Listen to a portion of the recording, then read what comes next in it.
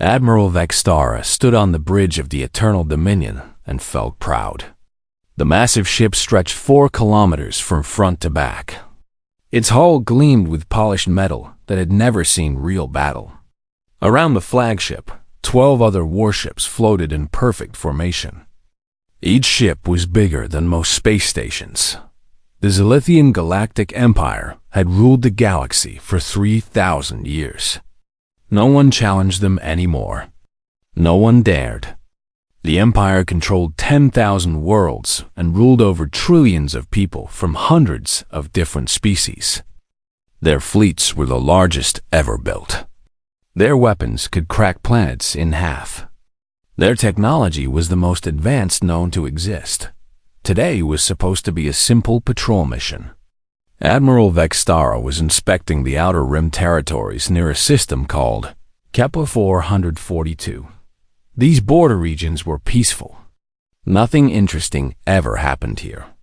The Admiral expected to file a routine report, visit a few colonies, and return home to receive praise from the Imperial Council. The crew moved slowly around their stations. Most had never seen combat. Why would they? The last real war had ended before their grandparents were born. Peace was all they knew. The Empire was too strong for anyone to fight, too vast for anyone to threaten, too powerful for anyone to resist. Lieutenant Zakmar, the sensor officer, was half asleep at his console. The screen showed empty space in all directions. No ships, no stations, no signs of intelligent life. Just rocks and gas clouds and the cold darkness between stars. He had been staring at the same boring readings for 6 hours. Then something changed. "Admiral," Lieutenant Zakmar called out, suddenly alert. "I'm getting a strange reading on long-range sensors." Vextara turned from the observation window. "What kind of reading?" "Unknown energy signature, sir. Very faint. About 8 million kilometers away." The Admiral walked over to the sensor station. "Show me." The main screen lit up with a tactical display. Most of it was empty space marked in blue. But there was a small red dot blinking near the edge of the display. "What am I looking at?" Vextara asked. "I'm not sure, sir. The computer can't identify the signature. It appeared suddenly about 2 minutes ago. No warning. No approach vector. It just showed up." Commander Theises, the ship's second-in-command, moved closer. "Could it be a sensor ghost? A malfunction?" "I've run 3 full diagnostics," Zakmar replied. "All systems are working perfectly. Whatever this is, it's real." Admiral Vextara frowned. In 3,000 years of Imperial expansion, they had discovered and cataloged every form of technology in the galaxy. Energy signatures didn't just appear from nowhere. Everything had an explanation. Everything followed the rules of physics that Imperial scientists had mastered long ago. "Magnify the area," she ordered. The screen zoomed in on the red dot. Suddenly, the dot resolved into something that made the entire bridge. Crew stopped talking. It was a ship, but not like any ship they had ever seen. Imperial vessels were built for intimidation as much as function. They were massive, angular, covered in weapons and armor plating. They announced their power to anyone who saw them. This ship was different. It was small, maybe 800 meters long. Its hull was dark, almost black, with a smooth surface that seemed to absorb light rather than reflect it. No visible weapons. No obvious armor plating. No identifying marks or symbols. It looked almost alive, like a creature swimming through space rather than a machine built by intelligent hands. "Run a full scan," Vextara ordered. "I want to know everything about that vessel. Design, armament, crew size, power source, everything." The scanning beams reached out from the Eternal Dominion. Advanced sensors that could analyze a ship's construction down to the molecular level focused on the mysterious vessel. The results made no sense. "Sir," Zakmar said slowly, "the scans are coming back. Incomplete." "What do you mean?" Incomplete. I mean, the sensors can detect the ship is there, but they can't analyze it. It's like looking at a shadow. We can see the shape, but not what's casting it. The computer says the hull material is unknown. The power source doesn't register on any of our instruments. I can't even tell if there's a crew on board. Commander Thies leaned forward. That's impossible. Our sensors can analyze any known material in the galaxy. Maybe it's not made of known materials, Zakma replied quietly. An uncomfortable silence fell over the bridge. For the first time in their careers, these Imperial officers had encountered something their technology couldn't understand. Something that didn't fit into their perfectly organized view of the galaxy. Admiral Vextara was a practical woman. She had risen through the ranks by solving problems, not by worrying about mysteries. If there was a ship in Imperial space, it needed to identify itself and explain its purpose. If it couldn't or wouldn't do that, it would be dealt with according to standard procedures. Open a communications channel, she ordered. The communications officer, a young Zalithian named Corvus, worked at his console for several seconds. Channel open, Admiral. Broadcasting on all standard frequencies. Vextara straightened her uniform and composed her expression into one of stern authority. She had given this speech hundreds of times before to smugglers, pirates, and other troublemakers who wandered into Imperial space. Unknown vessel. This is Admiral Vextara of the Imperial Navy, commanding the 13th Battle Group. You have entered sovereign Imperial space without authorization. Identify yourself immediately and state your purpose, or you will be considered hostile and dealt with accordingly. She waited for a response. Usually, whoever was on the other end would start apologizing and begging for mercy. The sight of 13 Imperial warships was enough to make even the most hardened criminal surrender without a fight. But the strange ship remained silent. Repeat the message, Vextara ordered. Corvus sent the transmission again. Still no response. Maybe their communication system is damaged, Commander Thies suggested. Or maybe they're preparing to attack, said Captain Jolanath, the fleet's weapons specialist. We should disable them before they can act. Admiral Vextara considered her options. The unknown ship was small and alone. Even if it was hostile, what could one vessel do against an entire battle group? Still, Imperial regulations were clear. Unauthorized ships in Imperial space were to be captured or destroyed. Prepare a warning shot, she decided. Target their engines with a low-power plasma burst. That should convince them to cooperate. The weapons officer began charging the main guns. On the tactical display, the red dot representing the unknown ship continued to drift silently through space, as if unaware that it was surrounded by enough firepower to destroy a small moon. The plasma cannon on the Eternal Dominion hummed to life.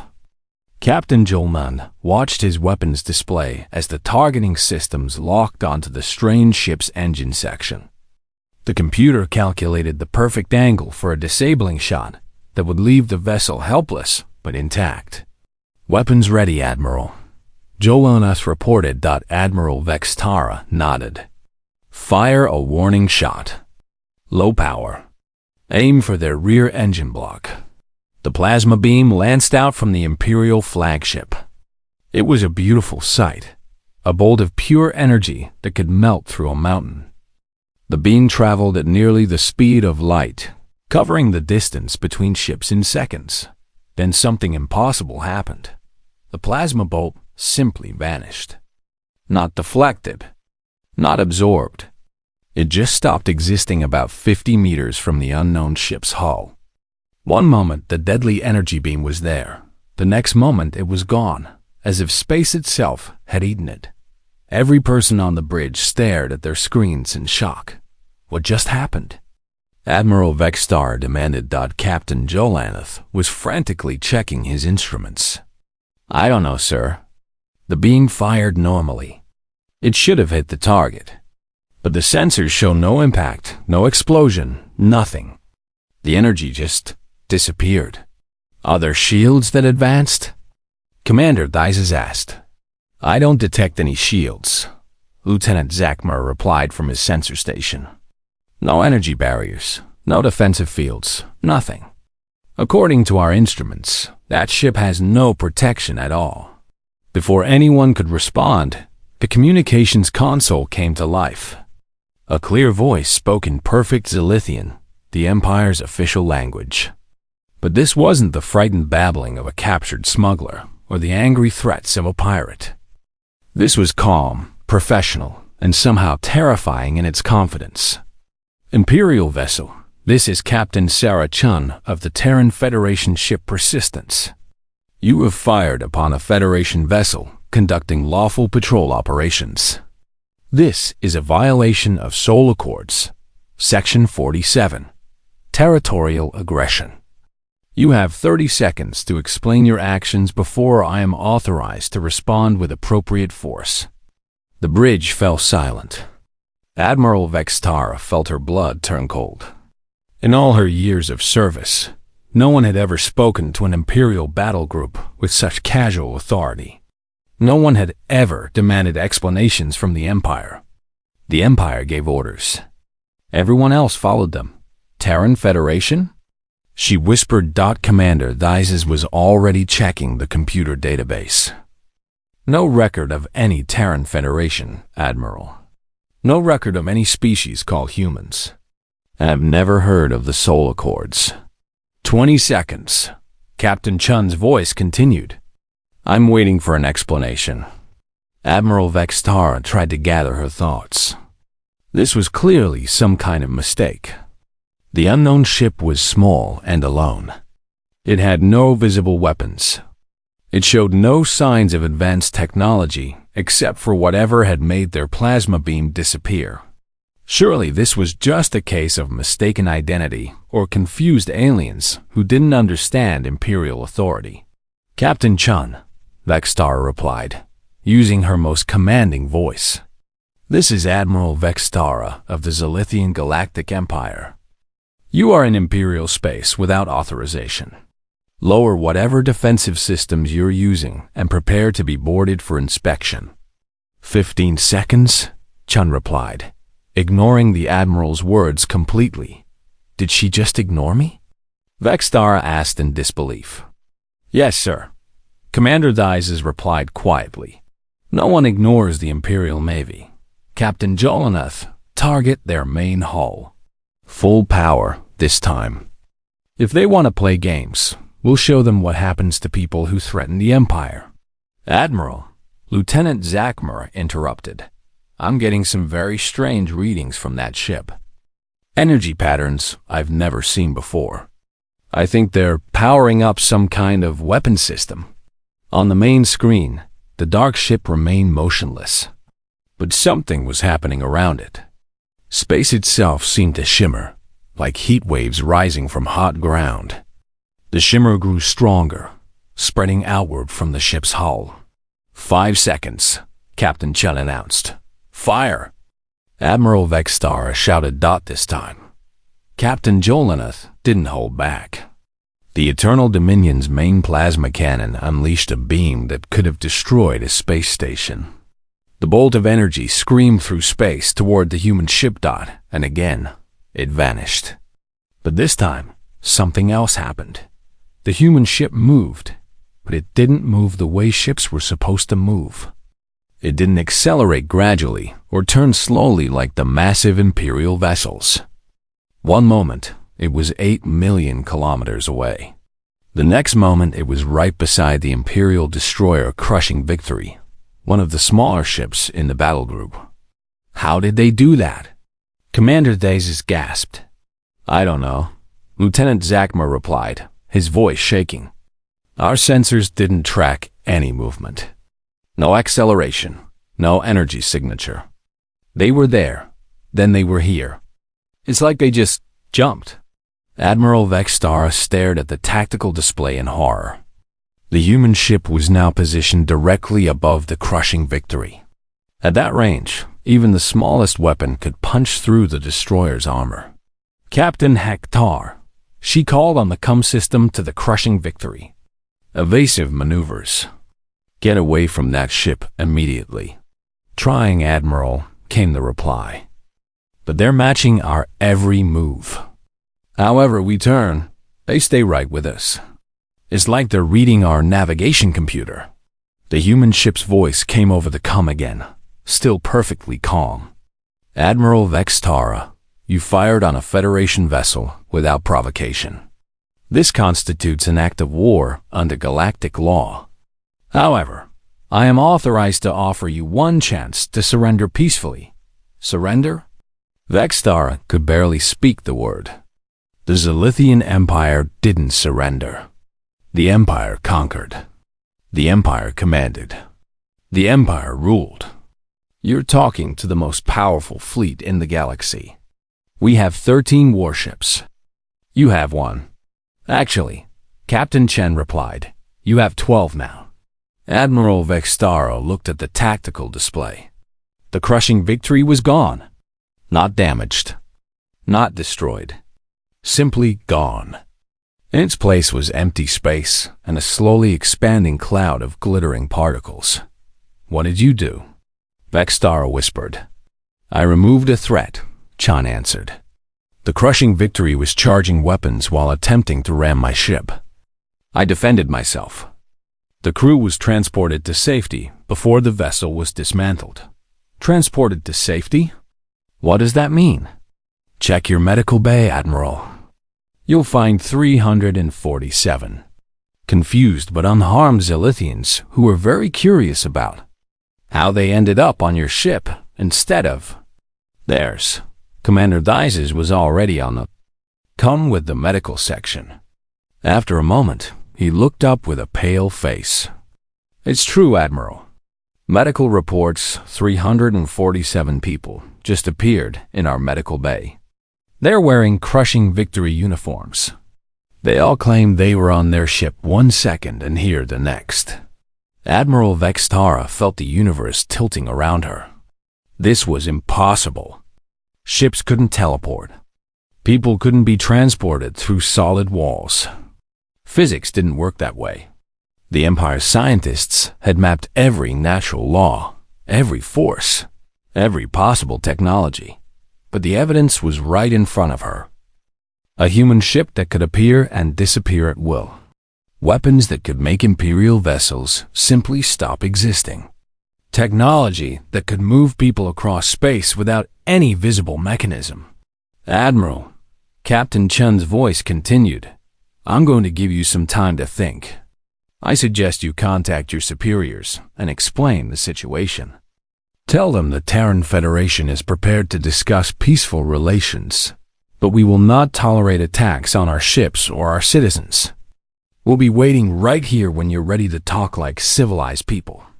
The human ship moved again, reappearing at its original position 8 million kilometers away. But now Admiral Vextara knew the distance meant nothing to them. They could be anywhere they wanted, anytime they wanted. For the first time in 3,000 years, the Zilithian Empire had encountered something more powerful than itself, and Admiral Vextara didn't know what to do about it. Admiral Vextara stared at the empty space where the crushing victory had been just moments before. 347 crew members were now in her medical bay, confused but unharmed. A massive warship had simply ceased to exist. And somewhere 8 million kilometers away, a small human vessel waited patiently for her next move. Admiral, Commander Dices said quietly, perhaps we should contact Imperial Command. Vextara knew he was right. This situation was beyond anything in Imperial training manuals. But contacting Command would mean admitting that a single alien ship had destroyed an Imperial destroyer and was now making demands of the entire 13th Battle Group. Her career would be over. Her reputation would be ruined. No, there had to be another way. Captain Jolineth, she said, what's the status of our remaining ships? 11 vessels ready for combat, Admiral. All weapons charged, All systems operational. And the enemy vessel? Still in the same position. Still no energy shields detected. Still no visible weapons. I don't understand how they destroyed the crushing victory. Admiral Vextara made her decision. All ships, attack formation Theta 7. Surround the enemy vessel and fire simultaneously. They can't dodge 11 ships firing at once. Admiral, Lieutenant Zakmer interrupted. Are you sure that's wise? They've already shown they can. They destroyed one ship because we weren't prepared, Vextara snapped. Now we know what we're facing. All ships move into position. The Imperial battle group began to spread out around the human vessel. Each ship was massive, bristling with weapons that could level cities. Their combined firepower could crack a moon in half. Whatever technology the humans had, it couldn't protect them from 11 coordinated attacks. The ships moved slowly into position. Imperial vessels were not built for speed or grace. They were built to intimidate and overwhelm. But they were also built to be effective. When all 11 ships had the human vessel surrounded, Admiral Vextara felt confident again. All ships report ready. Admiral, Captain Jolanath announced. Fire on my mark. 3, 2, 1. Mark. 11 plasma cannons fired at exactly the same moment. 11 beams of devastating energy converged on the small human ship from every direction. There was nowhere to run, nowhere to hide, no possible way to dodge or deflect that much concentrated firepower. The beams struck their target and vanished. All 11 beams simply disappeared, exactly like the first 2. The human ship sat unharmed in the center of an impossible sphere of empty space where the plasma bolts had been erased from existence. How is that possible? Commander Thezis gasped. I don't know, Admiral Vextara replied. Her confidence was evaporating quickly. The communication system crackled to life. Admiral Vextara, this is Captain Chun. That was very foolish. I warned you that further attacks would be met with appropriate force. Since you seem determined to be unreasonable, I'll have to be more direct. The human ship disappeared again. This time, Admiral Vextara was watching carefully. Her sensors were focused on the space where the ship had been. But there was no trace of movement, no energy signature, no indication of how the vessel had vanished. 1 second it was there, the next it was gone. Where did it go? She demanded. Lieutenant Zakmer was frantically scanning with every sensor array on the ship. I don't know, Admiral. It's not showing up anywhere. It's like it just stopped existing. Then the lights went out. Emergency power kicked in a moment later, bathing the bridge in dim red light. But half the control panels were dead. The main computer was offline. The weapons system showed multiple failures. What happened? Admiral Vextara shouted. We've been hit, Captain Jolanath replied, checking his damaged console. But I don't understand how. No energy weapons detected. No missile impact. No explosion.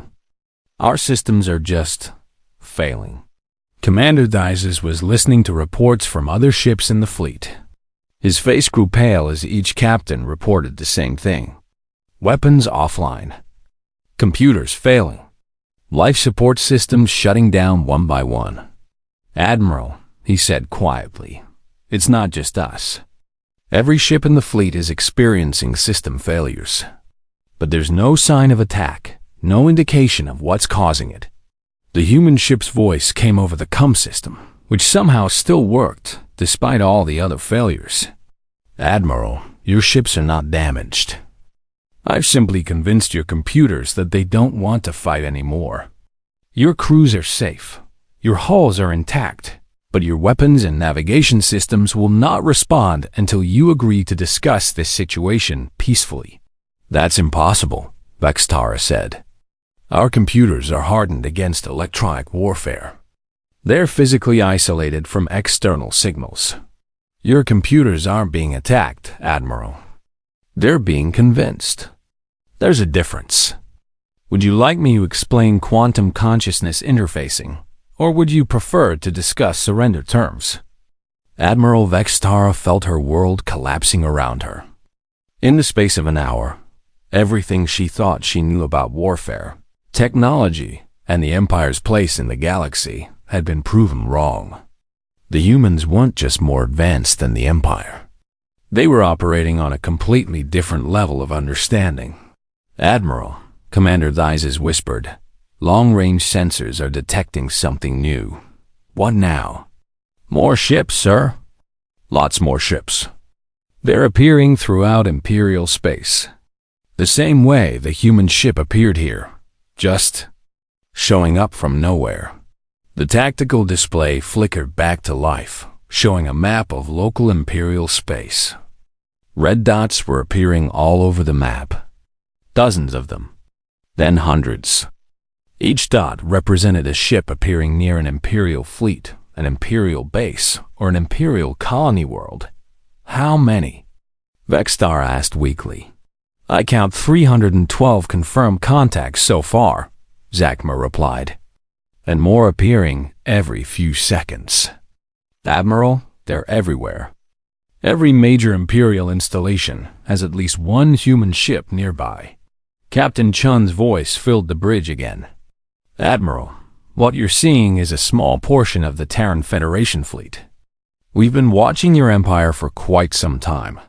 We know the location of every ship, every base, every colony. We know your strengths, your weaknesses, your battle plans, and your strategic reserves. We know things about your empire that your own leaders don't know. Why? Admiral Vextara asked. Why have you been watching us? What do you want? We want the same thing we've always wanted, Admiral. Peace, stability, the protection of innocent life. Your empire has been relatively peaceful for the past 1,000 years, so we've left you alone. But lately, your expansion has been threatening some very dangerous territories. There are things in this galaxy that make your entire empire look like children playing with toys. We've been keeping those things away from you. You've been protecting us? Among other duties, yes. The Terran Federation has responsibilities throughout this galaxy. Most species never know we exist. They develop, they grow, they find their place in the galactic community, and they never need to meet us. But sometimes, like today, we have to introduce ourselves. The lights came back on. The computers resumed normal function. The weapon system showed ready status again. In an instant, the entire Imperial battle group was restored to full operational capacity. Consider this a demonstration, Admiral, Captain Chun continued. We could have destroyed every ship in your fleet without effort. We could have taken control of your entire empire in a matter of hours. Instead, we're offering you a choice. You can continue as you are, with some minor adjustments to your expansion plans. Or you can join the wider galactic community and learn about the real wonders that exist beyond your borders. Admiral Vextara looked around her bridge.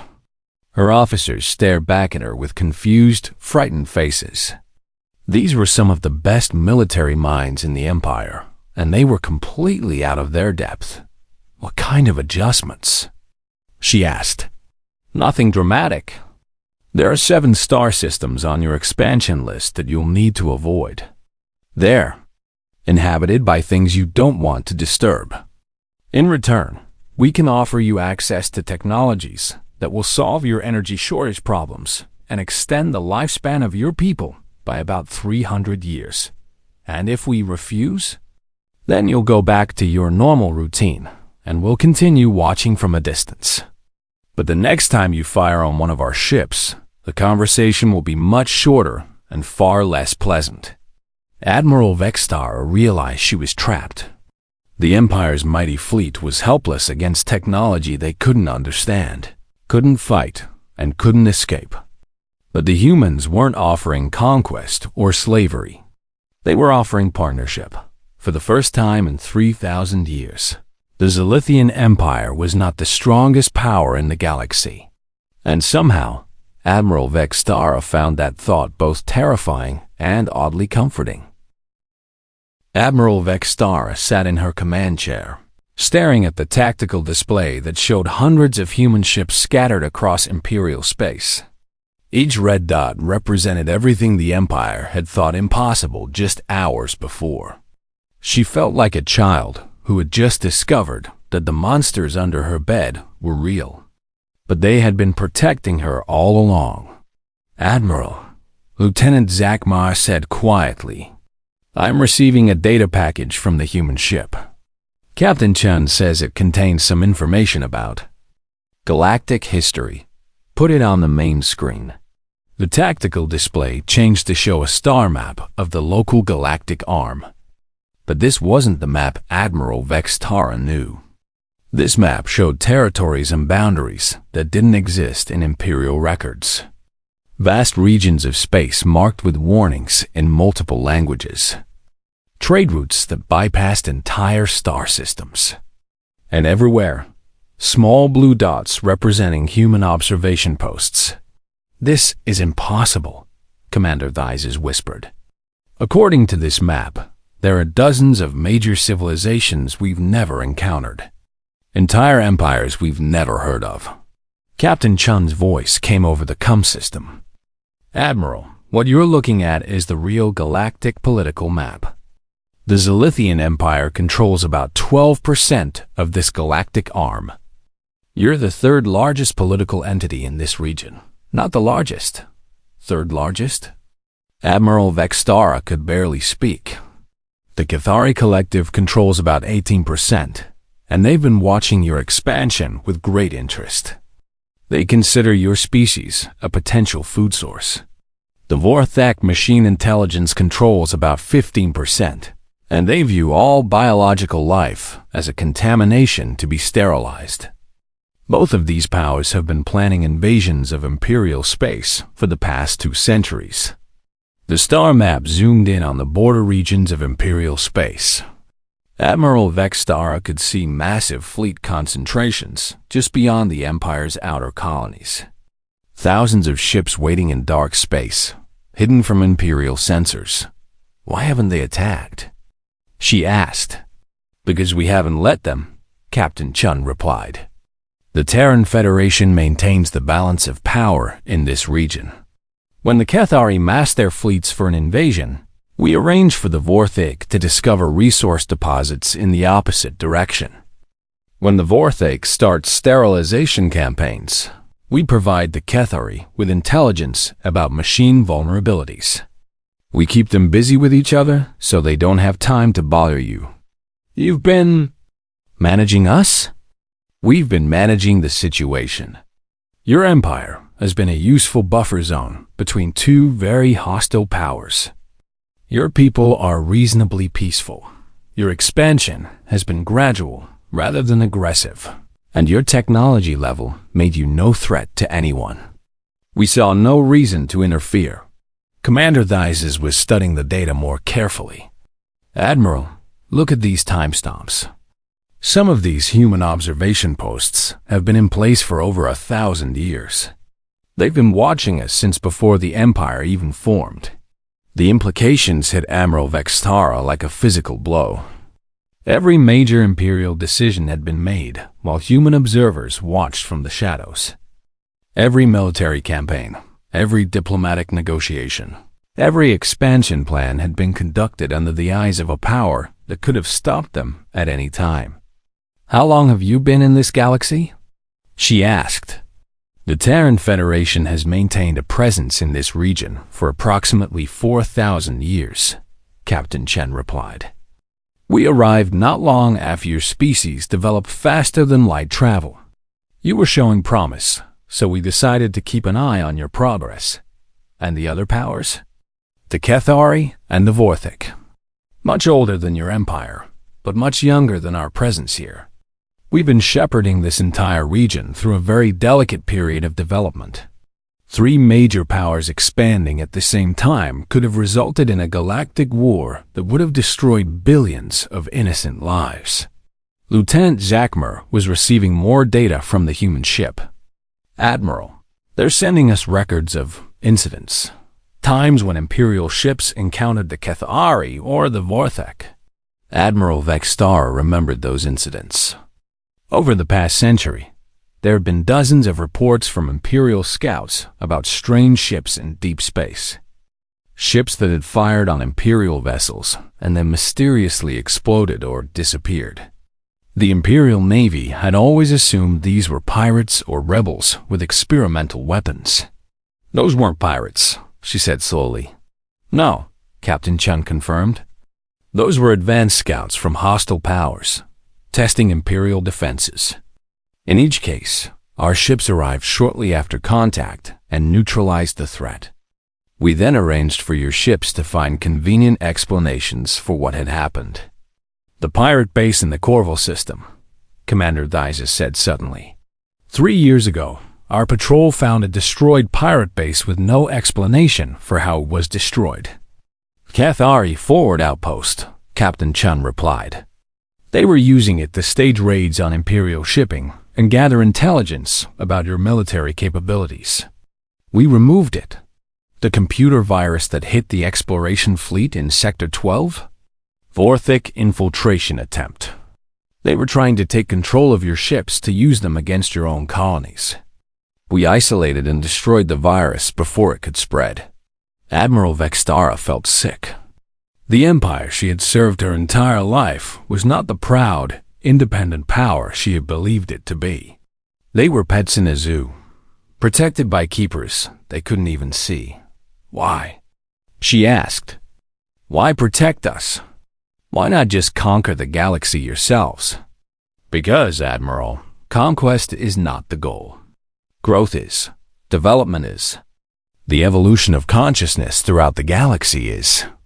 Your empire represents 3 billion years of biological and cultural development. The Cathari represent a different path, as do the Vorthik and dozens of other species. Each contributes something unique to the galactic community." "Galactic community?" "The real galactic community, Admiral.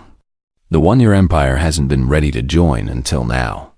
Species that have moved beyond territorial expansion and resource competition. Civilizations that measure success by knowledge gained rather than worlds conquered." The star map changed again, showing the galaxy on a much larger scale. Admiral Vextara gasped. The local region they had been discussing was just a tiny corner of a vast network of territories and alliances that stretched across the entire galaxy. Thousands of species, millions of worlds, all connected by trade routes and communication networks that made the imperial economy look primitive. "This is why we're here today," Captain Chun continued. "Your empire has reached a turning point. You can continue as you are, a regional power protected by our intervention. Or you can take the next step and join the wider community. Learn about technologies and philosophies that will transform your entire civilization. And if we choose to remain as we are, then nothing changes. We continue our protection. You continue your expansion within acceptable limits, and your people live peaceful lives. But you'll never know what else is possible." Admiral Vextara looked around her bridge. Her officers were staring at the displays with expressions of wonder and fear. Everything they had believed about their place in the universe had been revealed as a comfortable illusion. What would joining this community require? She asked. "First, recognition that your empire is not alone in the galaxy and never has been. Second, acceptance of certain territorial restrictions to prevent conflicts with hostile powers. Third, gradual integration of your people into galactic society through cultural and technological exchange programs. And the benefits? Technologies that will solve resource scarcity, extend lifespans, and eliminate most forms of disease. Access to the accumulated knowledge of thousands of civilizations. Protection not just from hostile powers, but from cosmic threats that could destroy entire star systems." "Cosmic threats?" "There are things in this galaxy, Admiral, that make the Cathari and Vorthik look like children playing with sticks. things that feed on entire stars, things that exist in the spaces between dimensions, things that view matter itself as an obstacle to be removed. The galactic community exists partly to watch for these threats and coordinate responses when they appear. Admiral Vexstar realized that everything she thought she knew about the universe had been wrong. The Empire wasn't a great power. It wasn't even a minor power. It was a protected species, carefully nurtured by forces beyond its comprehension. And somehow, that didn't feel like defeat. It felt like the beginning of something incredible. "Captain Chun," she said finally, "I think it's time the Empire learned about the real galaxy."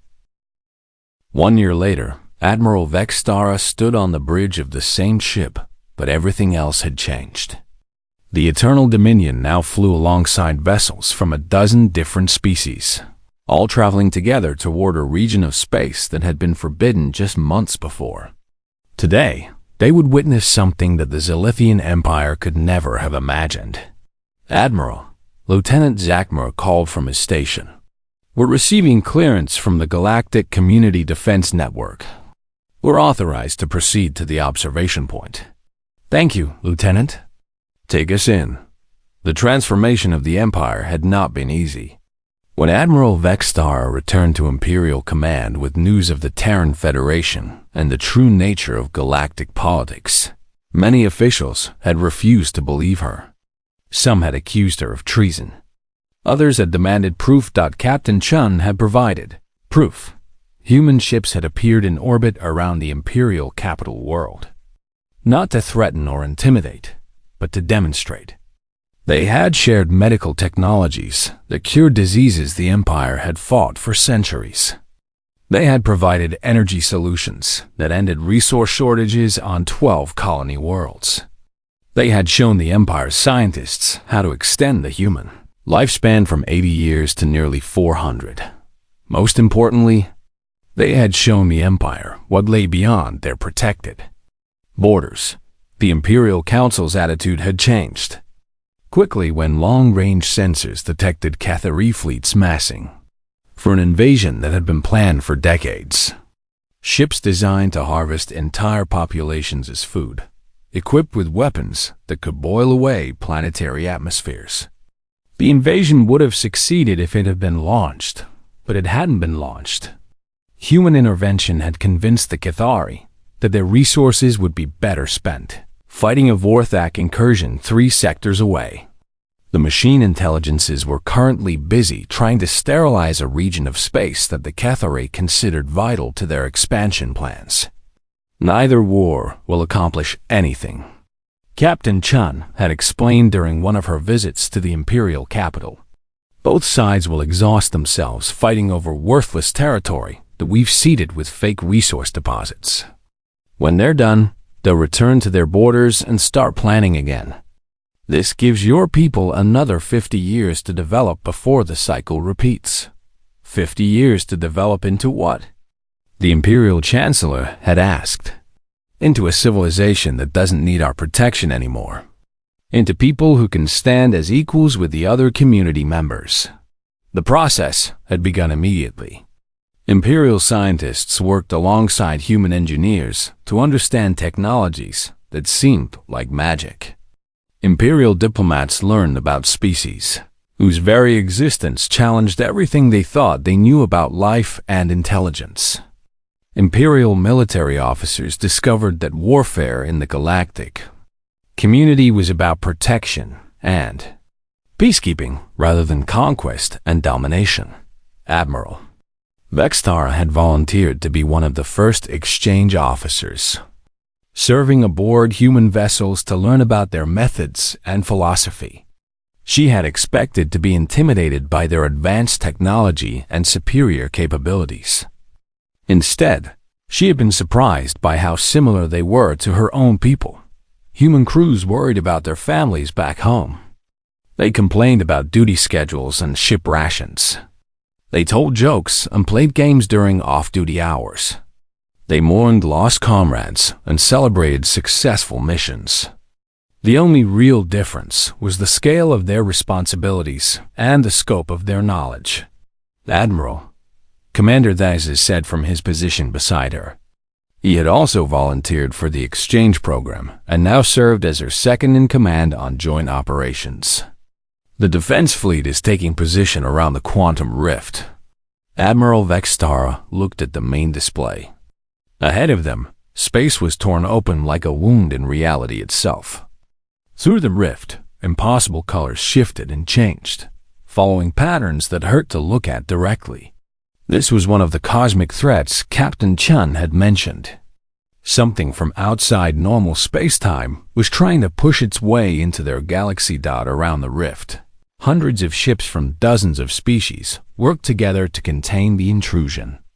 Tethari vessels that looked like living crystals.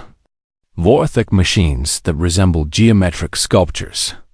Species that existed as pure energy, their ships nothing more than focused thought. And among them all, the dark, elegant forms of human ships, coordinating the defense. "All stations, this is Captain Chun." The familiar voice came over the comm system. "The entity is beginning to probe our defensive perimeter. Silithian forces, your job is to reinforce Grid Section 12. Your plasma weapons are particularly effective against this type of intrusion." Admiral Vextara felt a surge of pride. 6 months ago, the Empire's weapons had been considered primitive by galactic standards. But human engineers had shown them how to modify their plasma cannons to disrupt quantum fields, making them uniquely useful against extra-dimensional threats. "All ships, move to Grid Section 12, she ordered. "Prepare modified plasma charges." As the Imperial ships took their positions, Admiral Vextara marveled at how natural this felt. Working alongside species that had once been myths or enemies, contributing to a defense that protected not just the Empire, but billions of innocent lives across the galaxy. The entity in the rift began its assault. Tendrils of impossible matter reached through the tier in space, trying to establish anchor points in normal reality. If it succeeded, entire star systems would be consumed and converted into something that existed only in nightmares, but the galactic community was ready. Energy beams from 100 different civilizations struck the intrusion simultaneously. The Vorthak machines used their mathematical weapons to convince the entity that certain regions of space contained logical contradictions. The Kethari sang harmonic frequencies that disrupted the creature's quantum coherence. And the human ships projected something that Admiral Vextara still didn't fully understand. A field that simply encouraged hostile entities to exist. Somewhere else, the Imperial plasma cannons added their own contribution, tearing apart the entity's attempts to anchor itself in real space. Admiral Vextara watched her weapons effects on the tactical display with satisfaction. Her people were making a difference in this battle.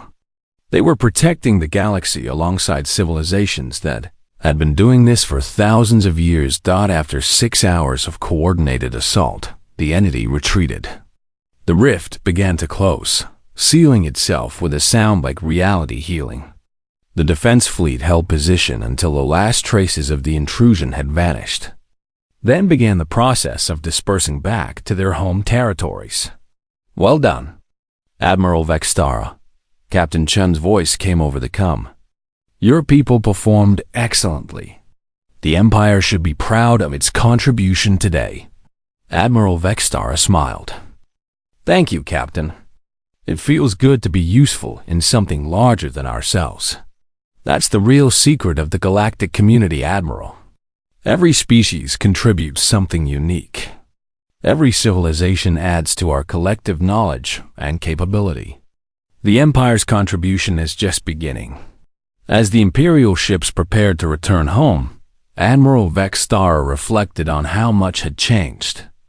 The Empire still existed, but it no longer saw itself as the center of the galaxy. Imperial colonies still expanded, but now they worked with other species to identify safe regions and avoid dangerous territories. Imperial scientists still pursued knowledge, but now they shared their discoveries with researchers from across the galaxy, Most importantly, the people of the Empire no longer lived in fear of the unknown. They knew that hostile forces existed in the galaxy, but they also knew that they were part of a community that could face those forces together. Admiral, Lieutenant Zakma called from his station. We're receiving a message from Imperial Command.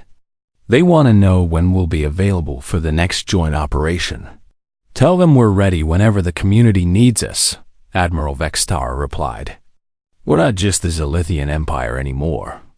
We're part of something bigger. As the Eternal Dominion entered hyperspace for the journey home, Admiral Vextara looked out at the stars and smiled. The galaxy was vast and dangerous, filled with wonders and terrors beyond imagination. But her people were no longer alone in facing it. They had guardians who had watched over them for thousands of years, and they had finally become worthy of standing beside those guardians as equals. The age of human shepherds wasn't ending.